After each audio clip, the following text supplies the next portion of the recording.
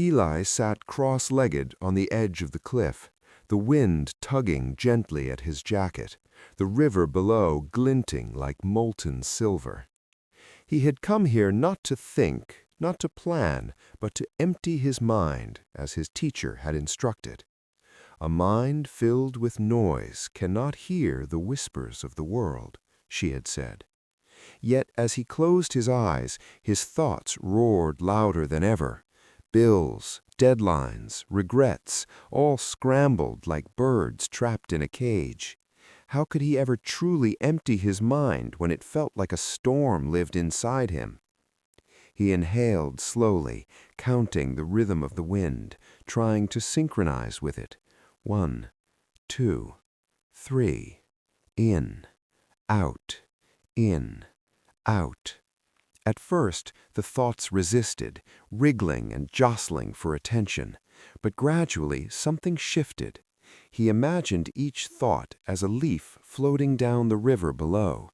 One by one, he let them drift away, watching them disappear into the distance. The air grew colder, but Eli barely noticed.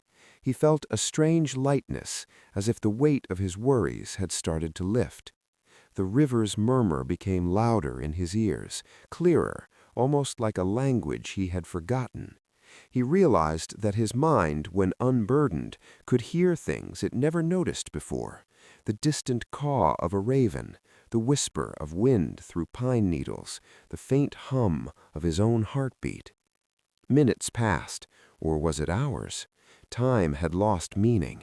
Eli's thoughts no longer clung to him. They were visitors who had said their goodbyes. In that emptiness, he found not void, but space. Space to breathe, space to notice, space to simply exist. He felt the edges of his mind blur, the sharp lines of me and world dissolving into a single quiet pulse.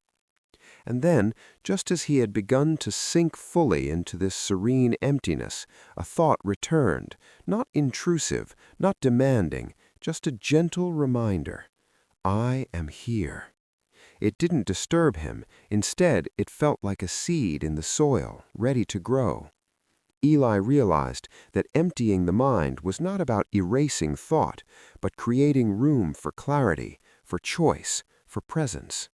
When he finally opened his eyes, the world looked sharper, brighter, and more alive.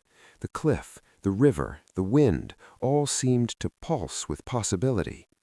He stood slowly, feeling a new kind of strength, one born not of action, but of stillness. As he walked down the winding path from the cliff, he carried with him a quiet truth. An empty mind is not silent. It listens, and in listening, it finds freedom.